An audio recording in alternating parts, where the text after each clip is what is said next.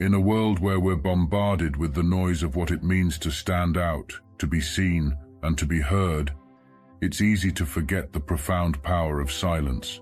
The ancient Stoics had it right all along. They understood the strength that lies in stillness, the kind of strength that draws people in without a single word being spoken.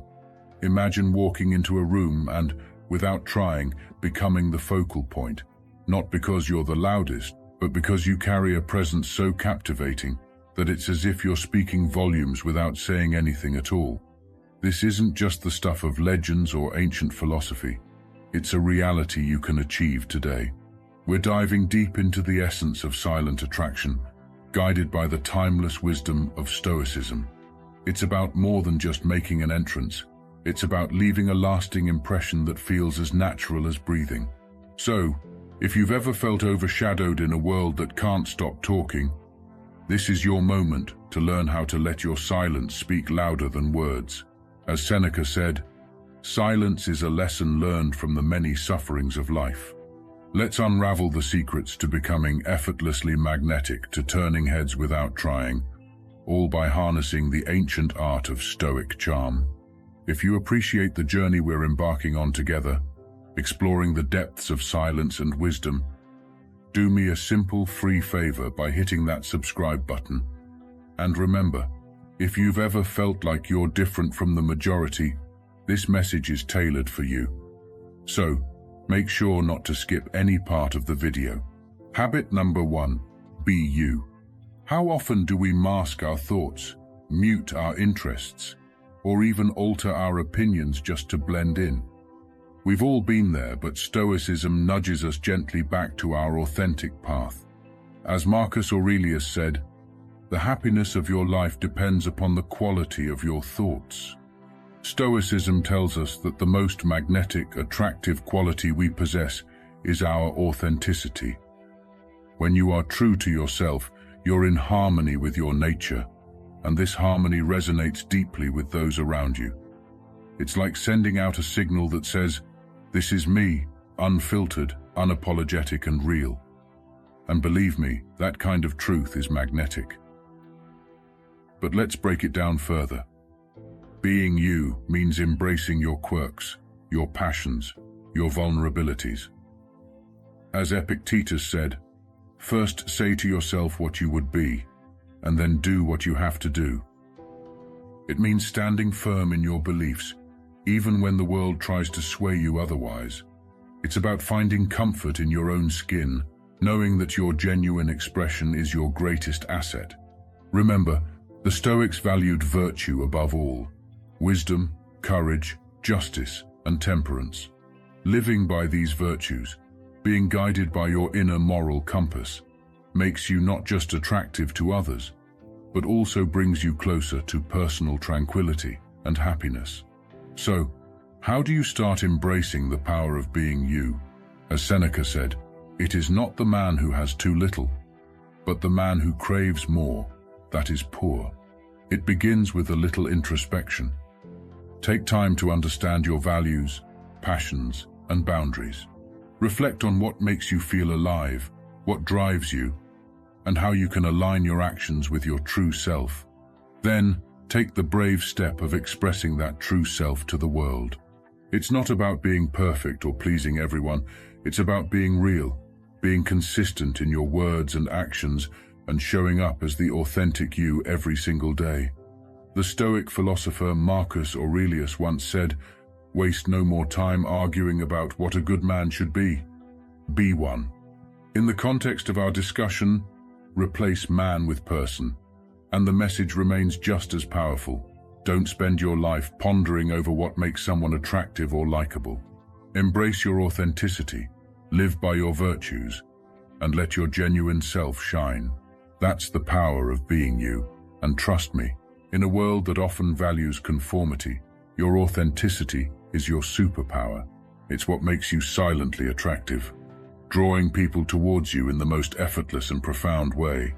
Habit number 2, style with substance.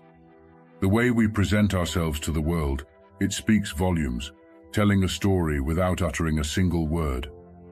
As Seneca said, A great mind becomes a great fortune. Stoicism doesn't preach about renouncing material possessions or ignoring our appearance.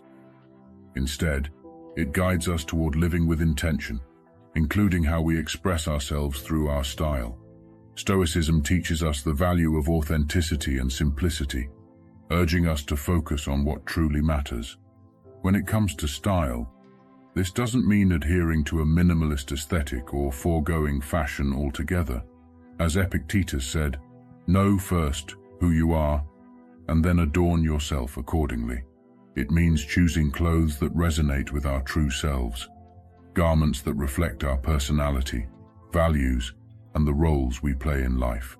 It's about making deliberate choices that harmonize with our inner essence, rather than mindlessly following every fleeting trend. Think about it. When you wear something that feels right, something that screams you, how do you feel? Confident, comfortable, maybe even a bit invincible. As Marcus Aurelius said, "You have power over your mind, not outside events. Realize this, and you will find strength." That's because aligning your external appearance with your internal world amplifies your authenticity. It makes you stand out, not because you're flashy or extravagant, but because you're radiating a sense of self that's uniquely yours. But style goes beyond just clothes. It encompasses your entire aesthetic, from the way you wear your hair to the accessories that become extensions of your persona. Each choice is a brushstroke in the masterpiece that is you. Stoicism encourages us to make these choices consciously, to ensure they're adding value, not just noise. So, how do we apply Stoic wisdom to our style? As Seneca said, "The one who puts the finishing touches on their life each day is never short of time." Start by asking yourself what each piece in your wardrobe says about you. Does it align with your values? Does it reflect who you are or who you aspire to be? The goal isn't to impress others, but to express your true self in a way that's genuine and enforced. Remember, your style isn't static.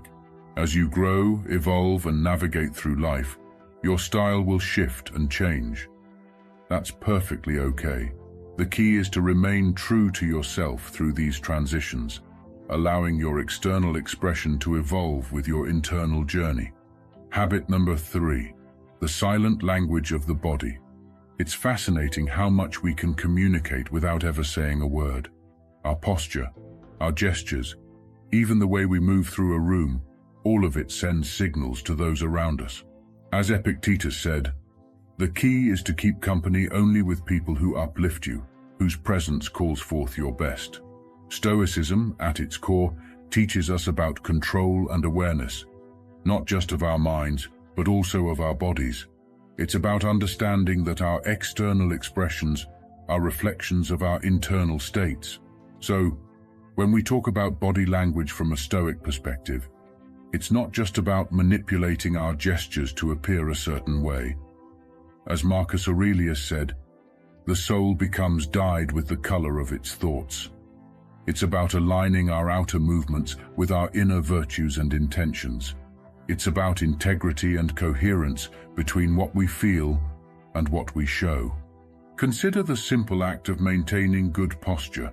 It's not just about looking confident. It's a physical manifestation of self-respect and personal dignity, qualities highly esteemed in Stoicism. As Seneca said, "We should every night call ourselves to an account. What infirmity have I mastered today? What passions are opposed? What temptation resisted? What virtue acquired?" When you stand tall, with your shoulders back and head held high, you're not just telling the world that you're confident.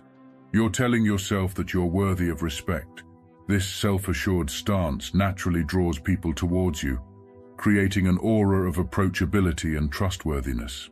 But it doesn't stop at posture. The subtleties of our facial expressions, the warmth of our smile, the sincerity in our eye contact, all these elements of body language are deeply communicative. They have the power to bridge gaps, to make others feel seen and understood without a word being spoken. A genuine smile, for instance, can disarm the most guarded heart, while sincere eye contact can forge a connection that feels as deep as any conversation. As Epictetus said, "It's not what happens to you, but how you react to it that matters." Stoicism encourages us to be present and mindful in every moment, and this extends to our body language. Being truly present means being aware of how we're physically engaging with those around us.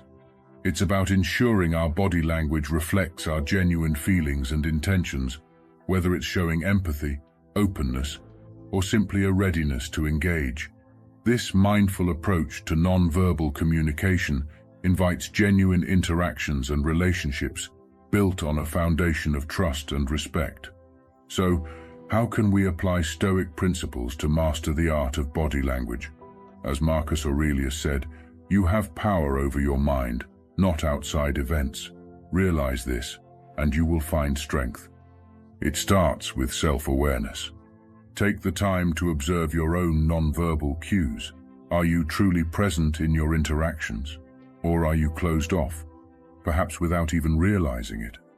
Are your gestures open and inviting, or do they erect barriers between you and others? Practice being in the moment, fully attentive to the person you're engaging with.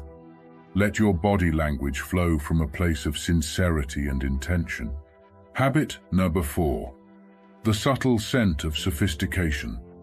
It's amazing how a single fragrance can transport us back in time, evoke emotions, or even shape our perception of someone. As Seneca said, "Time discovers truth." It's more than just choosing a perfume or cologne. It's about selecting a scent that becomes an integral part of your identity, one that leaves a lasting impression without a single word needing to be exchanged. Stoicism teaches us the importance of intentionality in all aspects of life, including the seemingly mundane choice of a fragrance. As Marcus Aurelius said, "Perfection of character is this, to live each day as if it were your last, without frenzy, without apathy, without pretense." It's about selecting a scent that aligns with who you are and the impression you wish to leave on the world, rather than succumbing to the latest trends or the most expensive brand. Scent is a form of non-verbal communication that, when chosen thoughtfully, reflects your inner self and values. A signature scent is not just an accessory, it's a personal statement, a subtle yet powerful way of expressing your uniqueness. As Epictetus said, "It is impossible for a man to learn what he thinks he already knows." Think about it. Just as Stoics believe in the significance of our actions and words reflecting our inner virtues, a carefully chosen fragrance can serve as a reflection of your personality, mood, and even your aspirations. It's an olfactory fingerprint that says, "This is me," creating a sensory memory in the minds and noses of those you meet. Choosing this scent requires mindfulness. It involves understanding not just the fragrances you're drawn to, but also how they blend with your natural body chemistry, the environments you frequent, and the message you want to convey. Do you want to evoke a sense of calm and reliability? Perhaps a clean, fresh scent? Or maybe you wish to be remembered as bold and adventurous? Then, something with spicy or woody notes might be your call. As Seneca said, "A gem cannot be polished without friction, nor a man perfected without trials." The key here is coherence, ensuring that your scent choice is an extension of your personality and values, much like the Stoic principle of living in harmony with one's true nature. Moreover, the Stoic practice of moderation applies here as well. It's not about overwhelming those around you with an intense fragrance, but rather choosing a scent that invites them closer, that whispers rather than shouts. It's a scent that lingers in a room, leaving a subtle yet indelible mark, much like the quiet but profound impact we hope to have on the world through our actions and choices guided by Stoicism. Habit number 5. Manners that mesmerize. In an age where digital communication often strips away the nuances of personal interaction, manners offer a bridge back to genuine human connection. As Epictetus said, Wealth consists not in having great possessions, but in having few wants. But when we talk about manners that mesmerize, we're diving into something deeper than just saying please and thank you. We're exploring how the grace of our interactions can leave a lasting impression, much like the enduring wisdom of Stoicism guides us to act with virtue and respect in all aspects of life. Stoicism, with its focus on virtue, self-control, and empathy, aligns perfectly with the concept of mesmerizing manners. As Marcus Aurelius said, "Waste no more time arguing about what a good man should be one." It's not just about adhering to social protocols for the sake of appearances. It's about embodying respect, kindness, and consideration for others through our actions.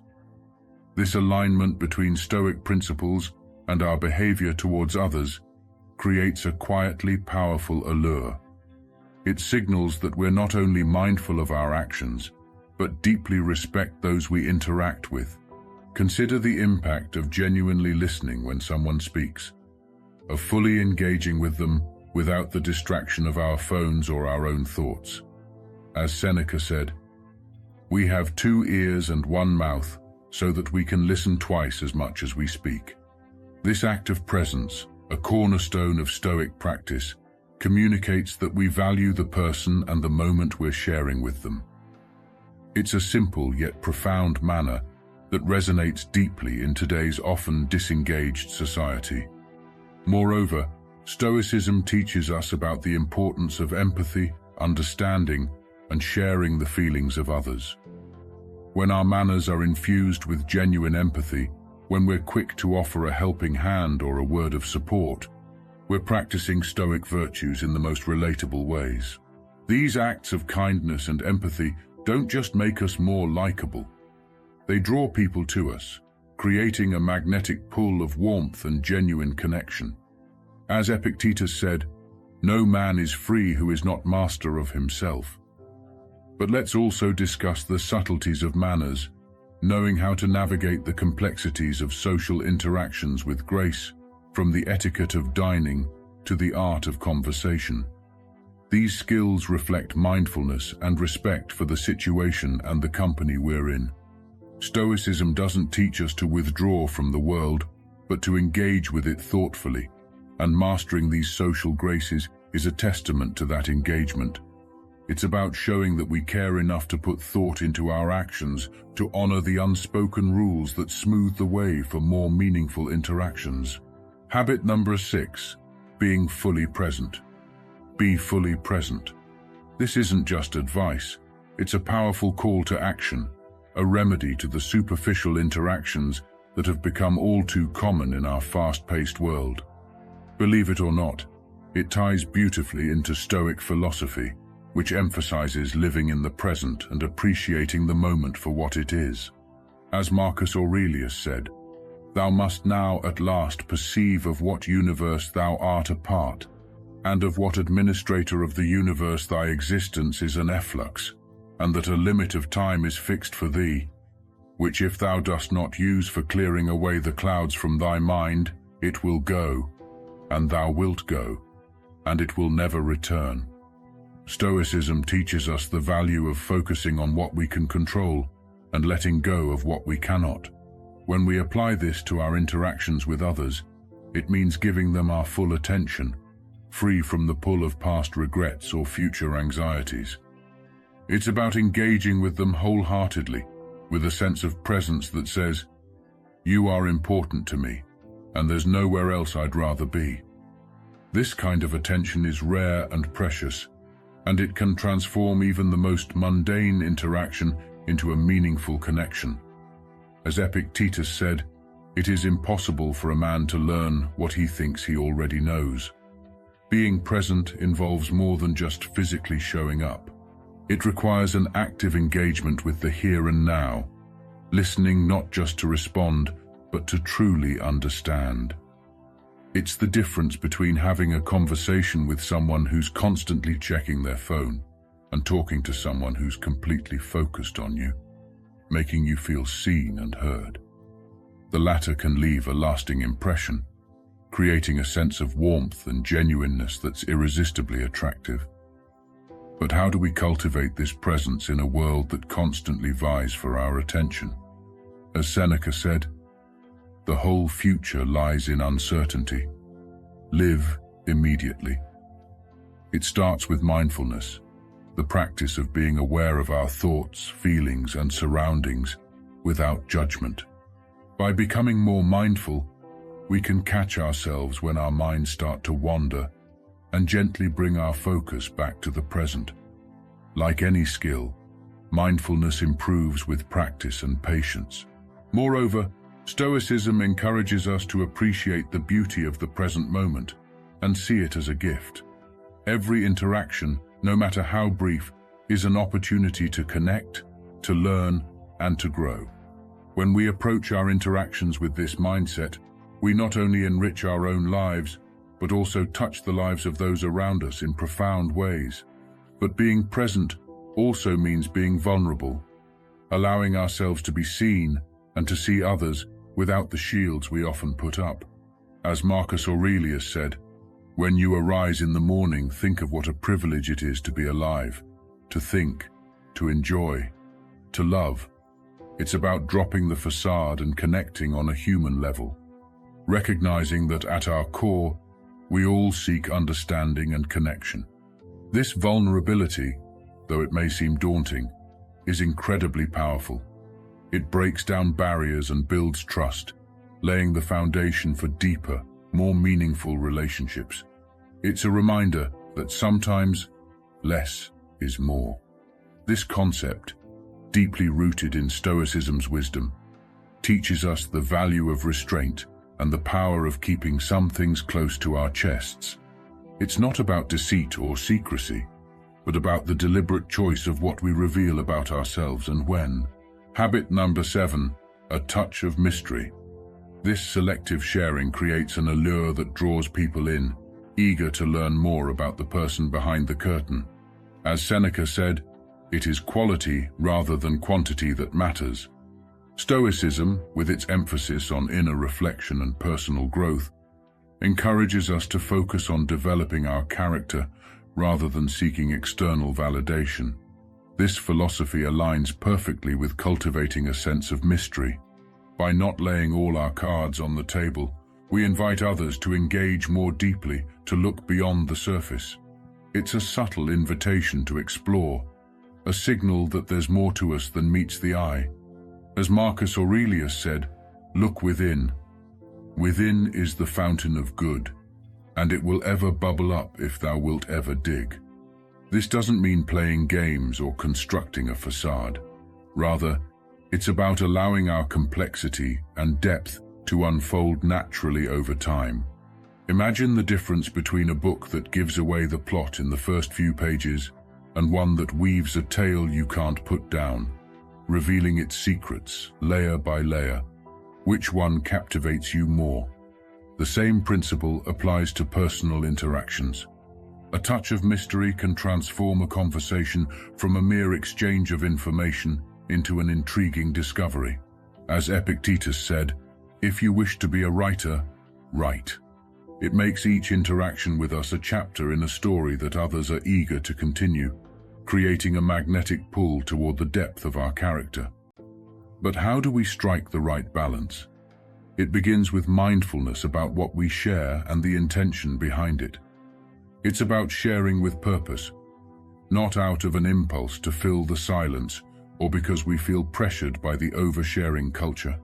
It requires self-control, a virtue extolled by Stoicism, to navigate the fine line between being open and maintaining a touch of mystery. As Seneca said, "It is not the man who has too little, but the man who craves more, that is poor."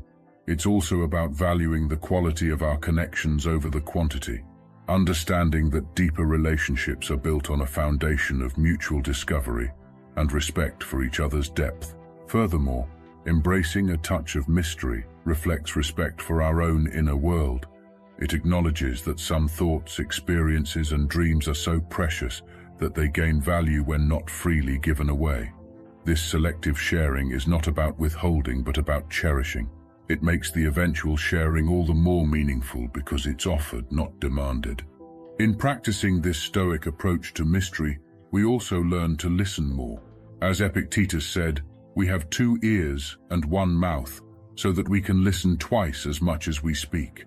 By being less eager to fill the space with our own stories, we open ourselves to hearing others and truly engaging with their essence. This creates a reciprocal dynamic, a dance of give and take that enriches both sides of the conversation.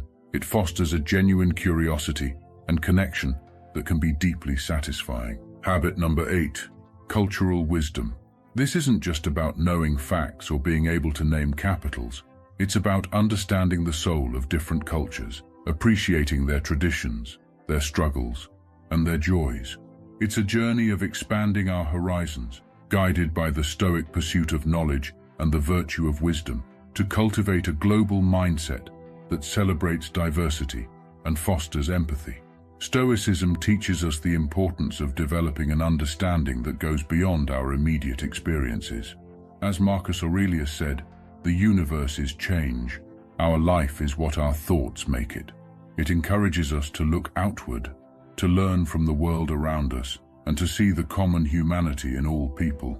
In cultivating cultural wisdom, we're doing just that. We're stepping into the shoes of others, exploring the rich tapestry of human culture, and in doing so, we're not only broadening our own perspectives, but also breaking down the barriers that often divide us. Imagine the depth and richness that cultural wisdom adds to our conversations and interactions. As Seneca said, "Travel and change of place impart new vigor to the mind." When we can share a story from a different culture, express understanding, or even say a few words in another language, we're building bridges. We're showing respect for the experiences of others and signaling that we value diversity, not as an abstract concept, but as a lived reality. This doesn't require us to be world travelers or to have an encyclopedic knowledge of every culture. As Epictetus said, "If you want to improve, be content to be thought foolish and stupid." Rather, it's about cultivating curiosity, an open mind, and a genuine interest in learning from the world's myriad ways of life. Moreover, Stoicism's emphasis on self-improvement and personal growth aligns perfectly with the pursuit of cultural wisdom. By exposing ourselves to different worldviews and philosophies, we're not just collecting information. We're challenging our assumptions, confronting our biases, and growing in empathy. We're engaging in a form of self-education that shapes us into more well-rounded, compassionate individuals, capable of engaging with the world in a more meaningful way. As Marcus Aurelius said, "Very little is needed to make a happy life. It is all within yourself, in your way of thinking." But how do we cultivate this cultural wisdom? It starts with small, intentional steps, reading books by authors around the world, watching films that offer a window into different lives, and engaging with art and music from diverse cultures. It's about seeking out conversations that broaden our understanding and push us out of our comfort zones. Every cultural encounter, every piece of knowledge gained, adds a layer to our understanding, enriching our perspective and enhancing our ability to connect with others. Habit number 9, the heartbeat of compassion. This isn't just about feeling sorry for someone. It's about truly understanding their experiences, their joys, and their struggles, and connecting with them on a deep emotional level. As Seneca said, "Wherever there is a human being, there is an opportunity for a kindness." Compassion is the bridge that links our hearts, allowing us to see beyond our differences and recognize the shared humanity that binds us all. In the rich tapestry of Stoicism, compassion holds a special place, reflecting the philosophy's core principles of empathy, community, and the interconnectedness of all beings. Stoicism teaches us the value of recognizing our common bonds, urging us to extend our concern beyond our immediate circle to the wider community and the world at large. As Marcus Aurelius said, "We are all fellow citizens of one world." It's a call to action, encouraging us to feel deeply and act on those feelings meaningfully. When we approach others with compassion, we're doing more than just offering sympathy. We're offering a part of ourselves, our time, our attention, and our support. This act of giving, of stepping outside ourselves to alleviate the burdens of another, is one of the most magnetic, attractive qualities a person can possess. As Epictetus said, man is not worried by real problems so much as by his imagined anxieties about real problems. It draws people to us, creating a warmth and depth in our relationships that is impossible to fabricate. But compassion isn't always easy. It requires us to confront our own discomfort and sit with the pain of others without rushing to offer quick fixes or platitudes. It asks us to listen deeply and understand before seeking to be understood. This level of engagement can be challenging, but it's also incredibly rewarding. As Seneca said, we should give as we would receive, cheerfully, quickly, and without hesitation, for there is no grace in a benefit that sticks to the fingers. By opening our hearts to the experiences of others, we not only help to lighten their load, but also enrich our own lives, gaining insights and perspectives that we might otherwise have missed.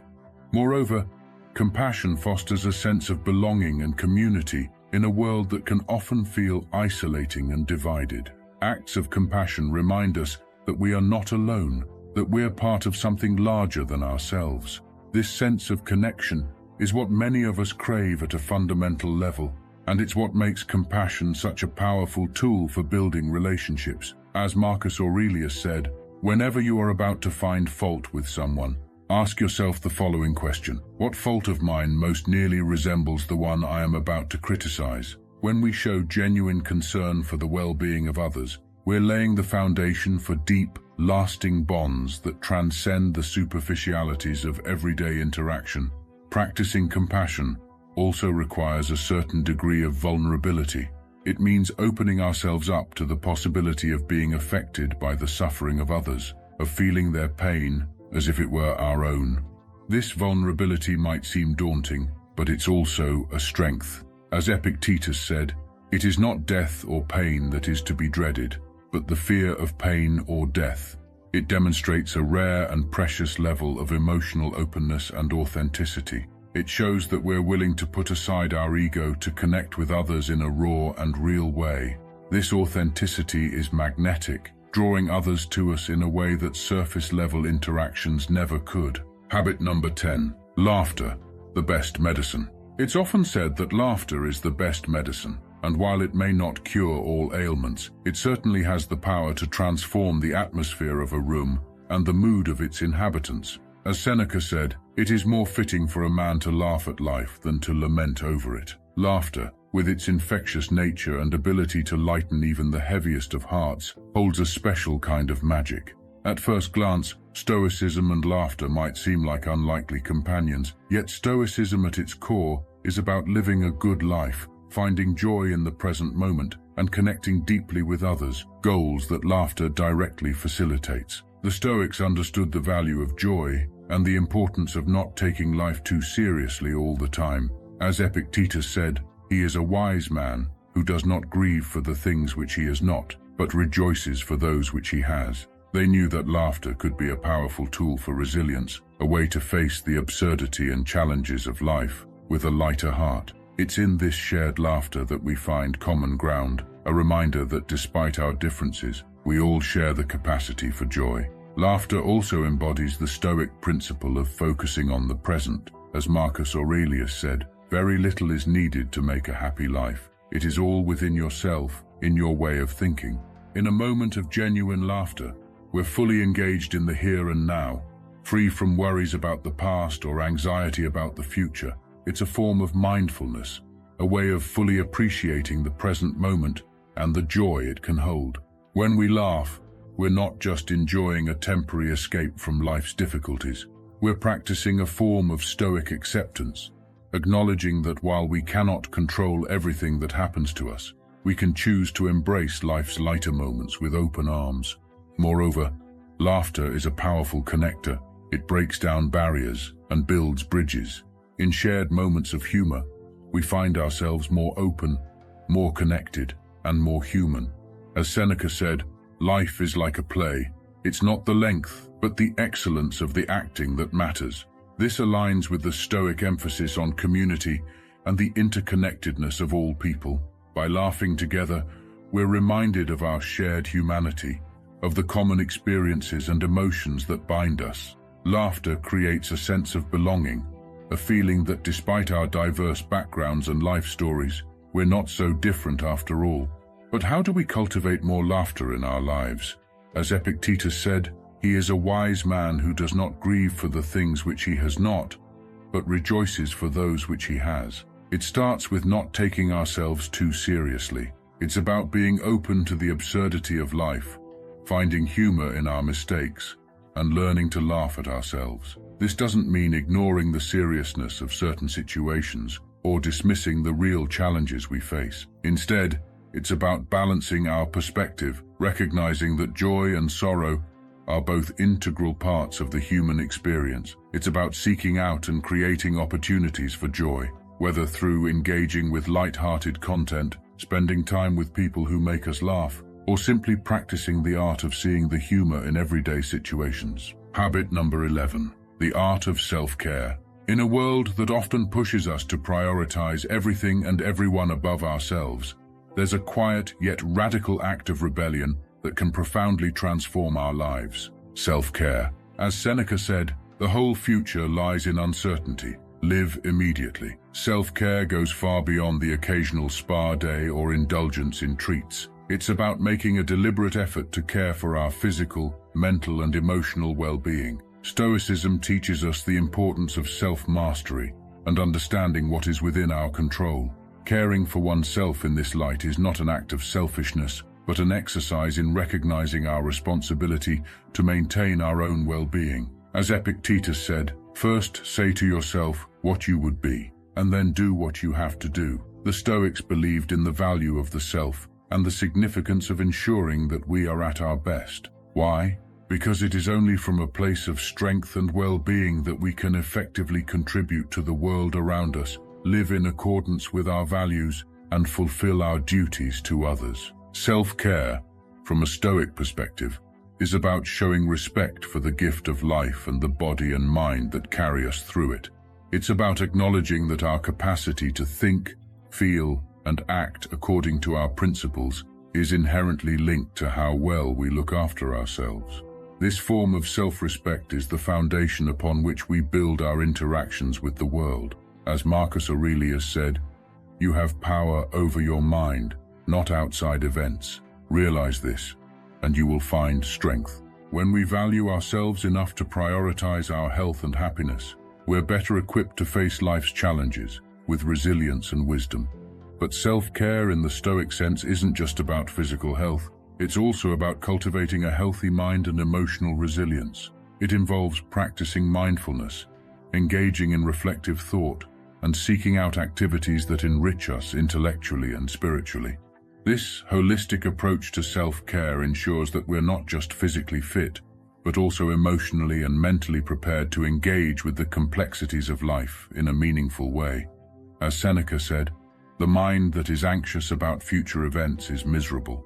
Moreover, practicing self-care creates a ripple effect. When we're at our best, we can offer more to others. We become more patient, understanding, and present in our relationships. We contribute to our communities with greater enthusiasm and effectiveness. This is the embodiment of the Stoic ideal of living in service to the common good. By taking care of ourselves, we're indirectly taking care of those around us, because we're in a better position to offer support, wisdom, and kindness. As Epictetus said, "We are not privy to the stories behind people's actions, so we should be patient with others and suspend our judgment of them." So how do we integrate self-care into our daily lives in a way that reflects Stoic values? It starts with simple, intentional actions. Eating nutritious foods that fuel our bodies, engaging in physical activity that strengthens us, ensuring we get enough rest, and setting aside time for reflection and relaxation. It also means setting boundaries to protect our time and energy, saying no when necessary, and prioritizing activities that align with our values and contribute to our growth. Habit number 12. the allure of independence. This concept resonates deeply in a society that often champions self-reliance and personal freedom. As Marcus Aurelius said, very little is needed to make a happy life. It is all within yourself, in your way of thinking. However, when we peel back the layers, we find that the true essence of independence is not about solitude or isolation, but about the strength and confidence that come from knowing you can stand on your own. This strength, a central tenet of Stoicism, is not just about the ability to survive without assistance, but about thriving on your own terms, making decisions aligned with your values, and living a life that is authentically yours. Stoicism, with its emphasis on self-discipline, personal responsibility, and the pursuit of virtue, teaches us that true independence is internal. As Epictetus said, it's not what happens to you, but how you react to it that matters. It's the freedom that comes from mastering your desires, from being in control of your emotions, and from the deep understanding that your happiness and peace of mind come from within, not from external circumstances or the opinions of others.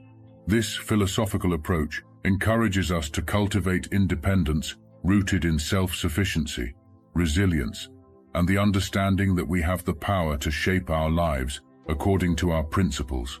The allure of this kind of independence is profound. It's attractive because it represents a person who is not easily swayed by the tides of popular opinion and who does not rely on external validation to feel valued or successful.